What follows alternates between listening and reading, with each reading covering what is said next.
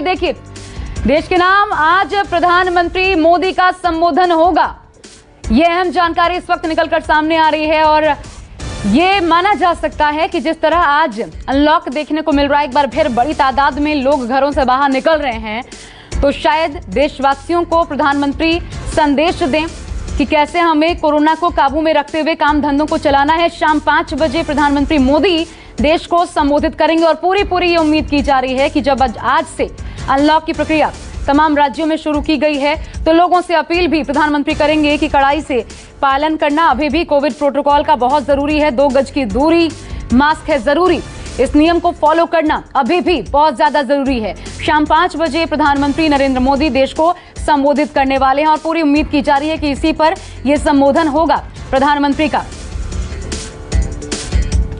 क्योंकि अब पूरी तरीके से जिम्मेदारी आम लोगों पर आ जाती है, अपने कंधों पर आ जाती है। हम सेकेंड वेव में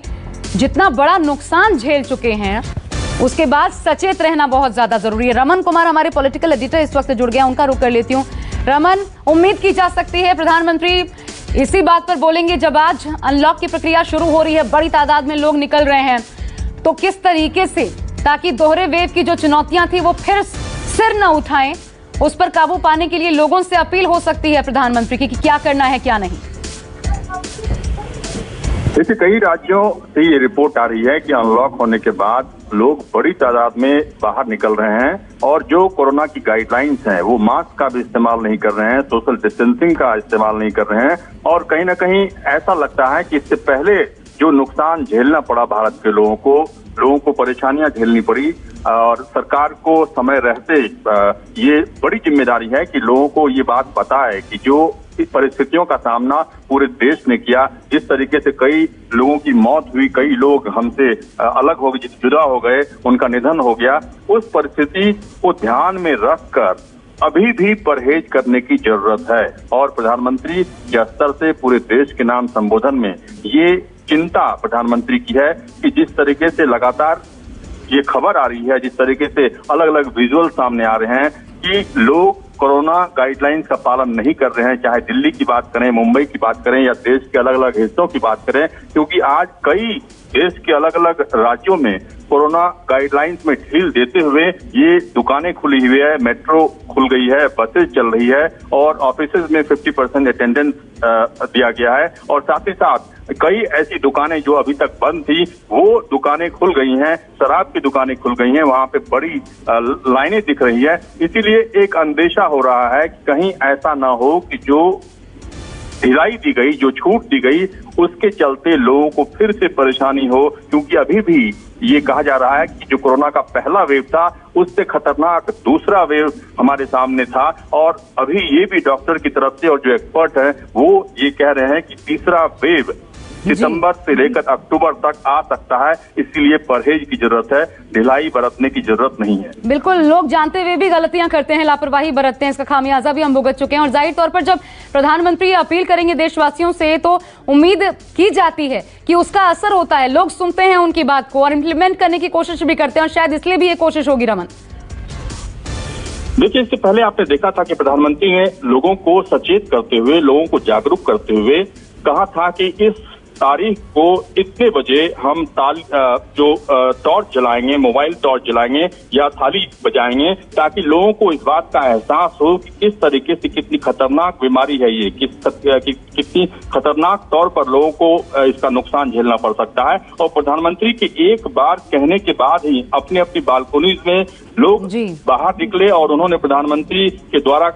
कहे गए निर्देश का पालन किया। ऐसे में अब प्रधानमंत्री एक बार फिर से देश के नाम संबोधन में उम्मीद ये जताई जा रही है कि जो आज अनलॉक की घोषणा कई राज्यों के द्वारा हुई है उसमें प्रधानमंत्री एक बार एहतियात बरतते हुए लोगों से ये अपील करेंगे कि वो खुद पूरी तरीके से जो गाइडलाइंस है उसका पालन करें।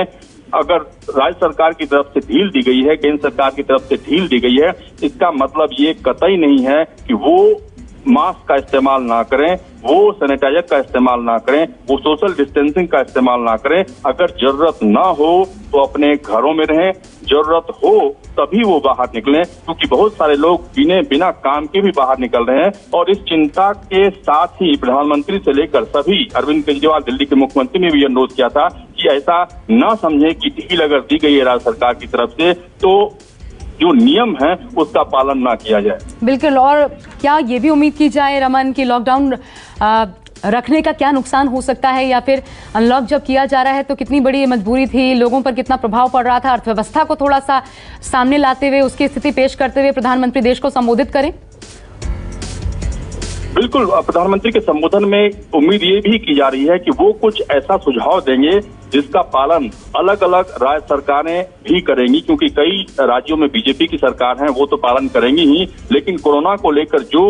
निर्देश या जो सुझाव प्रधानमंत्री की तरफ से आएगा उसका पालन बाकी राज्य सरकारें भी करेंगी, क्योंकि जो कोरोना की रोकथाम को लेकर जो प्रतिबंध अभी तक लगाया गया था उसमें ढील देने की प्रक्रिया आज से शुरू हुई है और इसको लेकर कई राज्यों ने अलग अलग फैसले किए हैं। कई राज्यों ने ऑड इवन के जरिए अपनी दुकानें खोली है और कई राज्यों ने ये कहा है कि जो सरकारी ऑफिस है, सरकारी दफ्तर है, वहां पे 50% अटेंडेंस हो, लेकिन अभी तक जो है मॉल के बारे में या सैलून के बारे में कई राज्यों ने फैसला किया है कि वो अभी नहीं खुलेगी। ऐसे में जो लगातार जो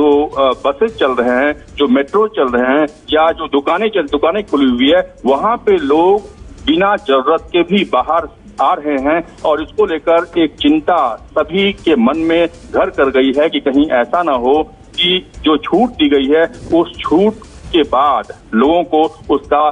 खामियाजा भुगतना पड़े। अच्छा रमन, एक सबसे इम्पोर्टेंट बात ये अभी हमने देखा भी, ये रिपोर्ट सामने आई थी जिसमें इंडियन इकोनॉमी को लेकर के कहा गया कि 97% लोगों ने ये माना है कि उनकी आय कम हुई है, 1 करोड़ से ज्यादा लोगों की नौकरियां चली गई। ये तमाम बहुत बड़े मसले हैं जिस पर अभी तक सरकार की तरफ से कोई फैक्ट सामने नहीं आया, इसको लेकर के कुछ प्रमाणिक तौर पर कहा नहीं गया कि इस पर क्या सोचना है सरकार का।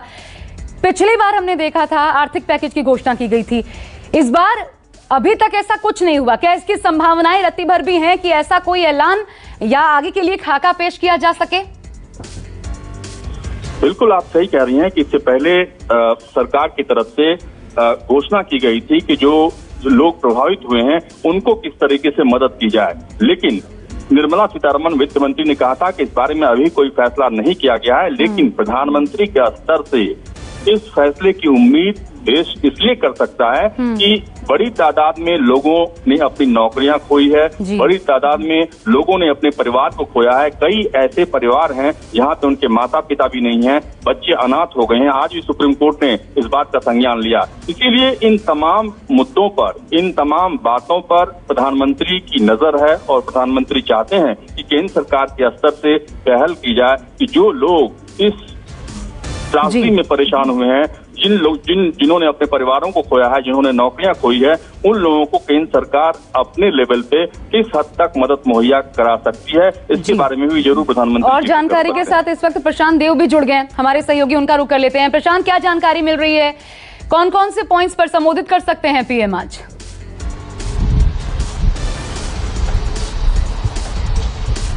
देखिए,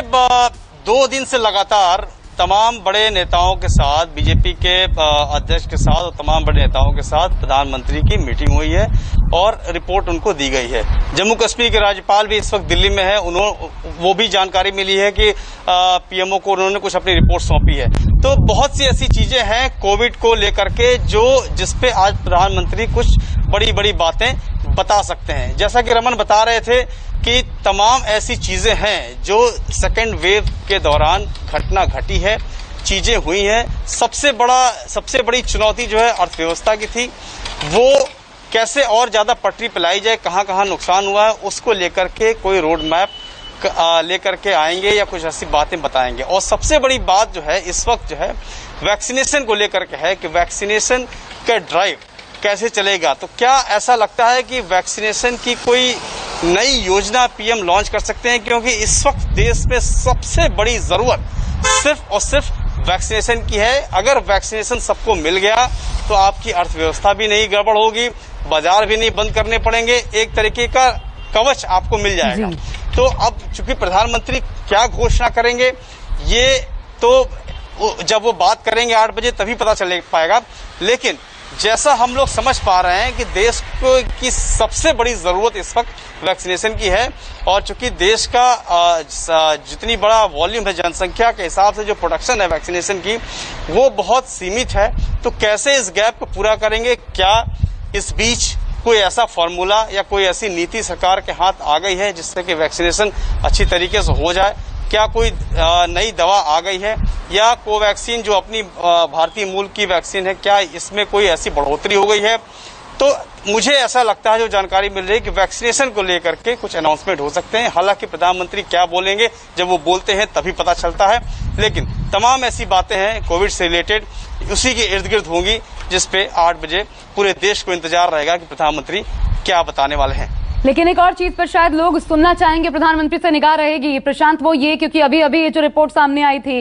कि हमने 1 करोड़ से ज्यादा नौकरियां खो दी हैं इस सेकेंड वेव के दौरान। 1 करोड़ से ज्यादा लोगों की नौकरी गई। 97% ने माना कि उनकी आय पहले से कम हुई है। गरीबी रेखा से नीचे जाने वाले लोगों की तादाद भारी मात्रा में बढ़ी है। ये तमाम ऐसे फैक्टर्स है, और ना तो आर्थिक पैकेज की कोई घोषणा इस बार हुई, जबकि इस बार का वेव बहुत ज्यादा ऐसा था जिसने दुर्दशा बना दी।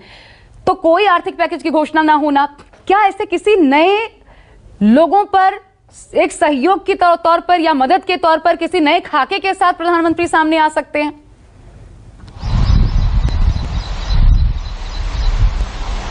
देखिए, बिल्कुल उम्मीद है कि इस बार हो सकता है कोई नया आर्थिक पैकेज की भी घोषणा हो। जैसा कि आप बता रही हैं कि 1 करोड़ लोगों ने अपनी नौकरी खोई, ये तो वो है जिसका डेटा आपके पास है, लेकिन इस बार की वेव बहुत दूर तक गई है, बहुत ज्यादा नुकसान की है, कोई आंकड़ा नहीं, कोई गणना नहीं है, और इसमें आर्थिक नुकसान तो जो हुआ सो हुआ, क्योंकि इस पे जानमाल की नुकसान इस बार इतना ज्यादा हो गई कि आर्थिक नुकसान की तरफ किसी का ध्यान ही नहीं गया डर के मारे। तो नुकसान आर्थिक उसकी गणना ही नहीं की गई, बहुत ज्यादा नुकसान हुआ है। दुकानें पूरी तरीके से बंद थी, बहुत ज्यादा सख्ती नहीं थी, बावजूद कोई निकल नहीं रहा था, और पूरी तरीके से सब कुछ ठप था। तो क्या ऐसे में कोई नया आर्थिक पैकेज, राहत पैकेज प्रधानमंत्री दे सकते हैं? ये भी लोग उम्मीद जता रहे हैं, क्योंकि नौकरियां लोगों ने बहुत खोई हैं, काम लोगों के पूरी तरीके से बंद थे, और इसका मेकअप कैसे होगा? क्या कोई मेकअप प्लान है, कवरिंग प्लान है? कोई किसी किस्म की टैक्स में छूट देंगे, राहत देंगे जिससे कि वो कवर हो सके? ये तमाम ऐसी बातें हैं। हर समाज का हर सेक्टर आज, अगर प्रधानमंत्री जैसे ही सुना कि 8 बजे बात करेंगे, तो आदमी टकटकी लगा के उम्मीद जताएगा, उम्मीद रखेगा कि प्रधानमंत्री शायद कुछ ऐसी बात करें जिससे कि देश को राहत मिले। क्योंकि जब भी प्रधानमंत्री ने घोषणा की है, देश के हित में बात की है उन्होंने, तो आज 8 बजे क्या बात करेंगे? 5 बजे आज प्रधानमंत्री अपना संबोधन रखने वाले हैं देश के नाम। वो क्या कहते हैं अभी तक इस पर कोई सटीक जानकारी सामने नहीं आई है, लेकिन यही माना जा रहा है कि कोरोना वायरस और टीकाकरण अभियान को लेकर के प्रधानमंत्री अपनी बात रख सकते हैं। पीएमओ की तरफ से, प्रधानमंत्री कार्यालय की तरफ से इस पर ट्वीट कर जानकारी दी गई है। अब लोग कयास लगा रहे हैं रमन, लेकिन विशेषज्ञ ये भी कह रहे थे कि देखिए, संगठित और असंगठित क्षेत्र जो है वो तो फिर भी जैसे ही अनलॉक की प्रक्रिया शुरू होगी एक तरीके से संभलता नजर आएगा, उम्मीदें ये की जा रही थी। लेकिन संगठित क्षेत्र को लेकर बहुत बड़ी चुनौतियां हैं, उसमें हम नहीं देख पाते हैं कि कोई सुधार हो रहा है फौरी तौर पर, या जल्दी 3-4 महीनों के भीतर कोई सुधार होता नजर आता है। तो ये भी एक बड़ी चिंता होगी, क्योंकि लोगों की एक्सपेक्टेशंस इस वक्त उनकी नौकरियों को लेकर, उनकी आय को लेकर के, बेरोजगारी पर बहुत ज्यादा है कि देश क्या कर रहा है, प्रधानमंत्री क्या कर रहे हैं इसको लेकर के।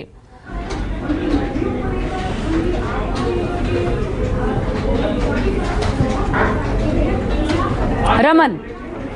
देखिए आशा, कोरोना की लहर देश में कमजोर हुई है और इसीलिए सभी राज्यों में अनलॉक की प्रक्रिया शुरू हुई है। आपने बिल्कुल सही कहा कि जिस तरीके से बड़ी तादाद में लोगों में बेरोजगारी देखने को मिली है, लोग परेशान हुए हैं, और कई ऐसे लोगों को हमने खोया है, देश ने खोया है, परिवार ने खोया है, जिसकी भरपाई काफ़ी मुश्किल है। ऐसे में प्रधानमंत्री के स्तर पर जो घोषणाएं हो सकती है कोरोना के दूसरे वेव के अनलॉक की प्रक्रिया शुरू होने के बाद, उसमें कई ऐसे महत्वपूर्ण फैसले हैं, क्योंकि प्रधानमंत्री से लेकर कई लोगों ने ये बात कही है कि इस कोरोना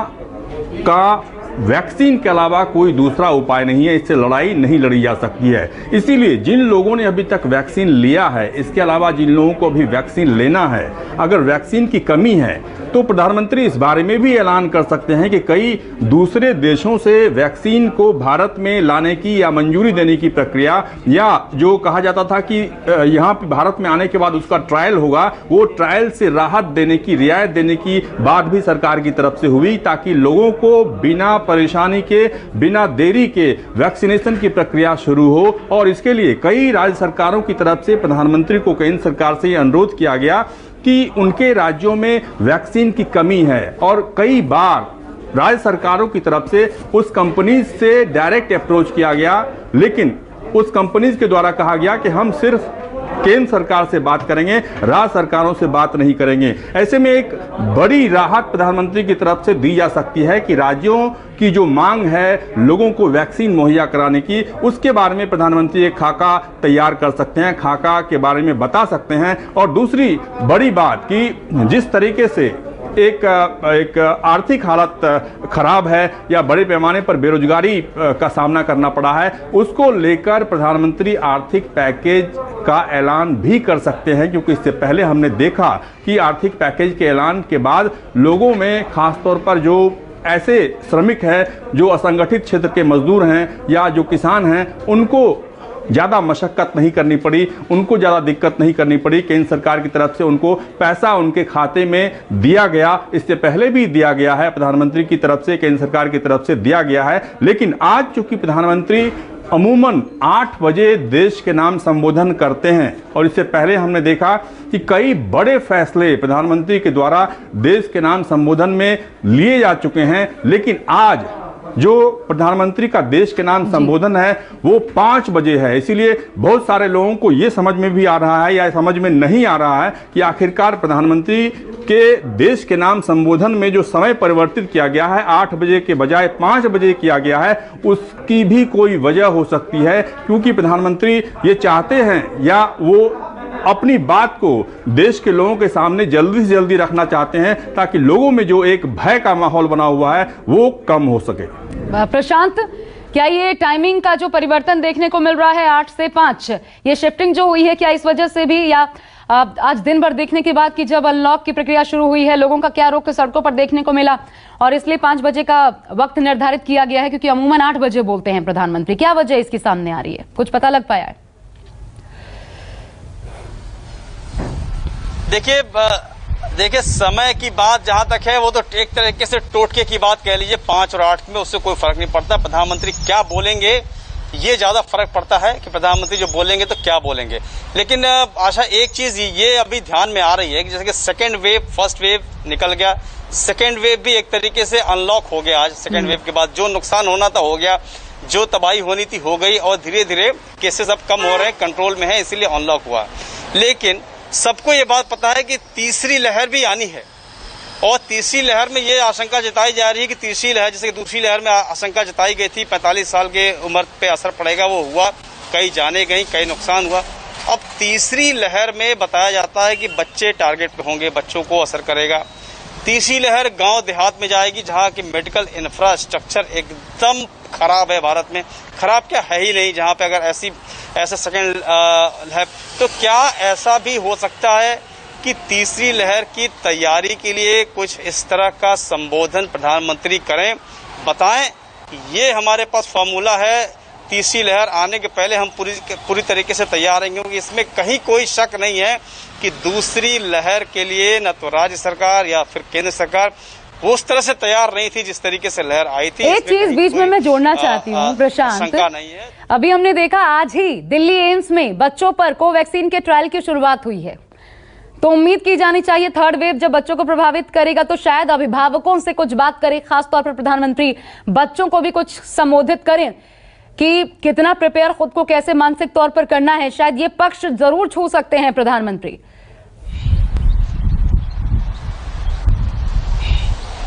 बिल्कुल छुएंगे, और दो बहुत बड़ी चुनौती है अभी, मतलब बच्चों वाला मामला और गांव देहात में मामला। गांव देहात में अभी भी कोई मास्क नहीं लगाता है, वैक्सीन लगाने के लिए तैयार नहीं है। ये एक मेंटेलिटी है कि हमें तो कुछ होगा नहीं गांव में, और गांव में अगर जिस तरीके से ये सेकेंड लहर की तरह अगर इस तरीके से लहर चली तो गांव के गांव उजड़ने शुरू हो जाएंगे। वो मंजर को सोच के ही लोगों के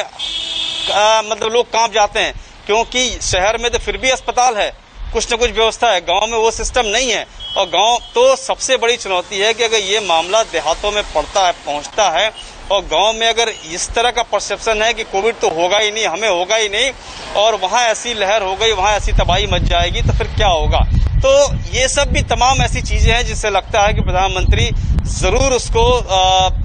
समझ रहे होंगे, देख रहे होंगे, और हमें ऐसा लगता है कि शायद उस पर भी प्रधानमंत्री चर्चा करें, क्योंकि दूसरी वेव से सबने ये सीखा है कि अगर हमारी तैयारी मुकम्मल नहीं होगी तो हम इसी तरीके से मार खाएंगे, जैसे कि दूसरी लहर में मार खाई। हालांकि समय रहते बहुत जल्दी इसको ठीक किया गया, बहुत ही जल्दी ऑक्सीजन की उपलब्धता कराई गई। और जैसे मैं बार बार कह रहा हूं शुरू से कि कोविड से ज्यादा खतरनाक कोविड का पोस्ट मैनेजमेंट है। जो भी नुकसान हो रहा है वो पोस्ट मैनेजमेंट की वजह से हो रहा है। कोविड तो होगा, जितना उसका समय है वायरस का शरीर में रहेगा, लेकिन उसके इलाज अगर प्रॉपर हमें नहीं मिलेगा, हॉस्पिटलाइजेशन नहीं मिलेगी, ऑक्सीजन नहीं मिलेगा, दवाई नहीं मिलेगी, और तो हमें नुकसान पर नुकसान सहना पड़ेगा। और भारत एक ऐसा विशाल देश है जहां की मेडिकल इंफ्रास्ट्रक्चर शहर में ही उतना अच्छा नहीं है, देहात की तो आप बात ही मत कीजिए, गिनती में नहीं है। तो ऐसी स्थिति में किस तरीके से आप वो पूरा पोस्ट मैनेजमेंट करेंगे, खासकर रूरल एरिया में, वो एक बहुत बड़ी चुनौती है। तो शायद इन तमाम बातों को लेकर के प्रधानमंत्री अपनी बात संबोधन में कहेंगे, लेकिन मैं फिर कहूंगा प्रधानमंत्री क्या कहेंगे सिर्फ और सिर्फ वही जानते हैं। ये चीज मुझे रमन याद आ रहा है, लेकिन जब वो बात कहेंगे तो जरूर देश के हित में कुछ ऐसी बड़ा खुलासा करेंगे। जी प्रशांत, अब रमन मुझे एक और चीज याद आ रहा है, 20 मई आपको याद होगा, 20 मई को प्रधानमंत्री ने वाराणसी मॉडल की बात की थी, कैसे कोरोना पर वहां काबू पाने के लिए वाराणसी मॉडल को देश भर में अपनाया जाना चाहिए, उन्होंने कहा था। और आज जब वाराणसी से ही एक खबर सामने आई है जहां पर डीएम ने यह आदेश दिया कि जो लोग, क्योंकि अनलॉक की प्रक्रिया आज से एक तो शुरू हो रही है, और आज ही खबर सामने आई कि जो दुकानदार वैक्सीन नहीं लगवाएंगे उनको अपनी दुकानें खोलने की इजाजत नहीं दी जाएगी।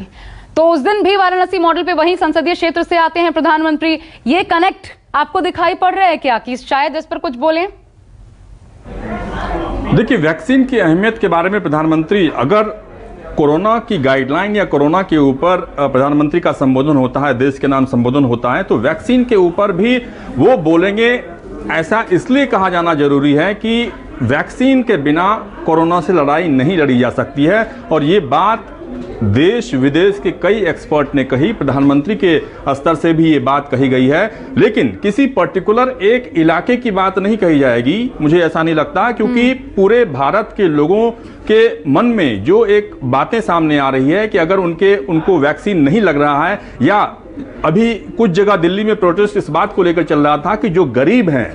उनको फ्री वैक्सीन मुहैया कराया जाए, क्योंकि वो पैसा नहीं दे सकते, क्योंकि अलग अलग हॉस्पिटल्स में कहीं पे 900 रुपये वैक्सीन की कीमत है तो कहीं 1200 रुपये वैक्सीन की कीमत है। इसलिए वैक्सीन के ऊपर प्रधानमंत्री या केंद्र सरकार की तरफ से एक निर्णय हो कि जिनके पास राशन कार्ड है या जिस तरीके से केंद्र सरकार की तरफ से उनको मदद मुहैया कराई जाती है, 2000 रुपये उनके अकाउंट में ट्रांसफर किए जाते हैं, उसी तरीके से वैक्सीन के बारे में भी केंद्र सरकार एक नए नीति का ऐलान कर सकती है कि जो गरीब हैं उनको वैक्सीन फ्री मिलेगा, उनको पैसा नहीं देना पड़ेगा। और साथ ही साथ जो आर्थिक मामलों से जुड़े हुए कई ऐसे पहलू हैं जिसके बारे में राज्यों की तरफ से ये कहा जा रहा है कि केंद्र सरकार की तरफ से जो मदद मिलनी चाहिए वो मदद नहीं मिल पाई है, क्योंकि लगातार लॉकडाउन होने के चलते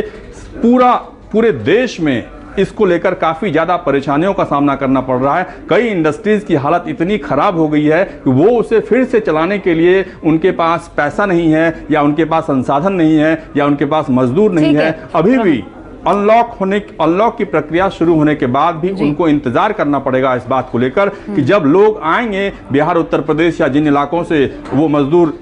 आते हैं, वो उससे पहले कोई भी काम शुरू नहीं कर पाएंगे। बिल्कुल, आप बने रहिएगा, मेरे साथ प्रशांत देव भी बने हुए हैं, लेकिन अब वरिष्ठ पत्रकार कुर्बान अली साहब हमारे साथ जुड़ गए हैं। कुर्बान साहब, बहुत सारे कयास आप तो जानते हैं, जब प्रधानमंत्री बोलने वाले होते हैं, डिक्लेयर होता है पहले, और उसके बाद बस कयासों का बाजार गर्म हो जाता है कि क्या बोलेंगे, कुछ संशय भय भी हो जाता है। लेकिन वैक्सीनेशन, थर्ड वेव या फिर इकोनॉमी, आपका कयास क्या है? आप क्या एक्सपेक्ट कर रहे हैं, किस पर बोल सकते हैं प्रधानमंत्री?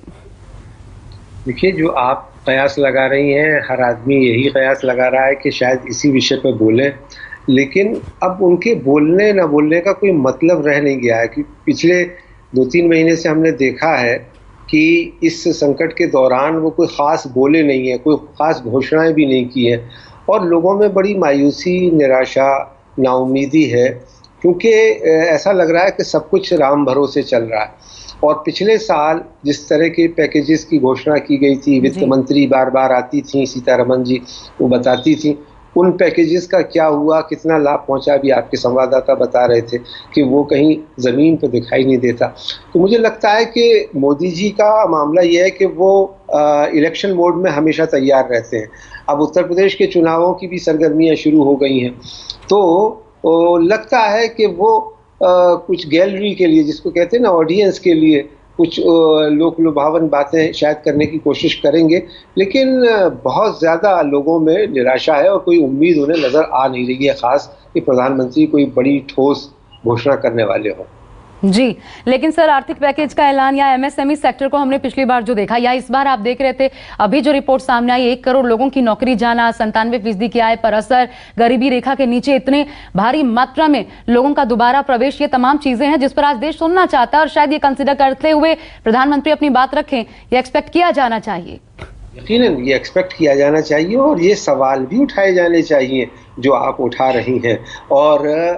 दिक्कत यही है कि अब अभी तक तो जो नैरेटिव था पिछले 6-7 साल में वो ये कि साहब आप सरकार से सवाल मत कीजिए, सरकार से सवाल पूछना और वो भी प्रधानमंत्री से, तो वो एक सैक्रिलेज माना जाता था। लेकिन मैं समझता हूँ कि डेमोक्रेसी की यही खूबी है और डेमोक्रेसी इसी का नाम है कि उसमें एक फ्री प्रेस हो, फ्री मीडिया हो, फ्री जुडिशरी हो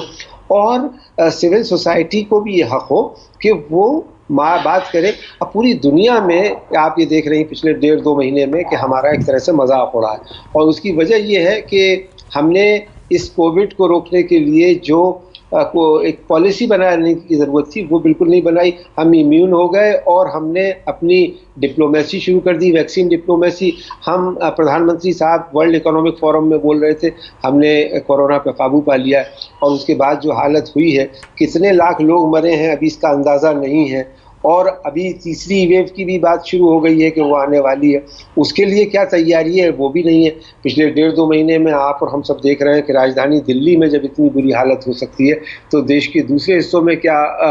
हाल हुआ होगा। और दूसरी चीज़ ये कि भाई आप ठीक है संसद नहीं बुला सकते लेकिन ऑल पार्टी मीटिंग तो बुला सकते हैं। ऑल पार्टी मीटिंग में आकर के आप डिस्कस कीजिए, क्योंकि ये आपके लिए 5 साल का कोई लाइसेंस नहीं कि आपने पट्टे पे लिखवा लिया देश चलाना है आपको और आप इसमें किसी से बात नहीं करेंगे। प्रेस कॉन्फ्रेंस तो प्रधानमंत्री करते ही नहीं है, ये तो उनके मिजाज में ही नहीं है। 7 साल में एक भी आज तक प्रेस कॉन्फ्रेंस नहीं हुई। लेकिन आप कम से कम पॉलिटिकल पार्टीज को तो कॉन्फिडेंस में लीजिए, राज्य सरकारों को तो लीजिए। अब मुख्यमंत्रियों के साथ बैठक होती है तो उसमें भी एक पॉलिटिकल अपमैनशिप होता है कि साहब हम चीफ सेक्रेटरी से बात करेंगे, मुख्यमंत्री से बात नहीं करेंगे, तो या डिस्ट्रिक्ट मजिस्ट्रेट से सीधे बात करेंगे। ये किस तरह का फेडरल स्ट्रक्चर आप बना रहे हैं। और उसमें तो जो सिस्टम है उसी के तहत हमें काम करना पड़ेगा। अगर हम राज्य सरकारों को, चीफ मिनिस्टर्स को कॉन्फिडेंस में लेकर के काम नहीं करेंगे तो फिर इसे विशुद्ध रूप से राजनीति ही कहा जाएगा। जी, इसकी कितनी एक्सपेक्टेशंस है सर? कि बहुत बार हमने देखा है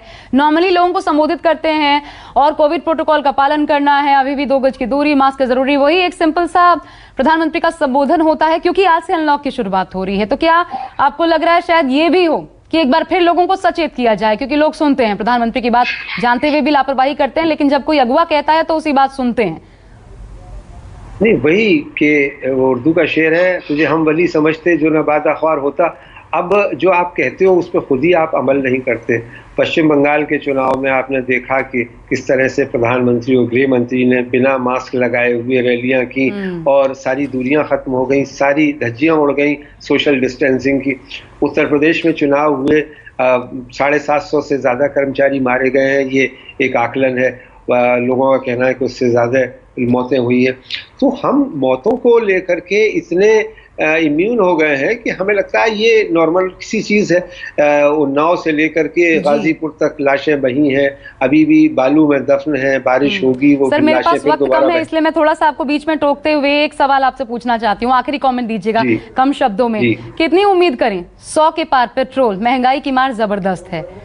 और इस पर कुछ प्रधानमंत्री बोले। अब इस सरकार से उम्मीद उठ चुकी है। अब अगर ये करती है, इसको अपने डीड से ही से साबित करना पड़ेगा कि आप कहने में यकीन रखते हैं या करने में, और करने में अगर यकीन रखते हैं तो कुछ करके दिखाइए। अब बहुत हो गया, बहुत देर आपने बर्तन बजवा लिए, दिए जलवा दिए, गो कोरोना गो करवा दिया, लेकिन अब कुछ ठोस कॉन्क्रीट चीजें लाइए। देश ये जानना चाहता है कि आप कर क्या। बिल्कुल, क्या कॉन्क्रीट है? प्रधानमंत्री के पिटारे में आज जब बोलेंगे तो ये उम्मीदें की जा रही है कुछ ऐसा जिससे लोगों को राहत महसूस हो। शुक्रिया आपका कुर्बान अली साहब हमारे साथ जुड़ने के लिए। रमन कुमार मेरे साथ बने हुए और साथ ही मेरे सहयोगी प्रशांत देवी। छोटा सा ब्रेक, इस बड़ी खबर पर लगातार हम बने हुए हैं।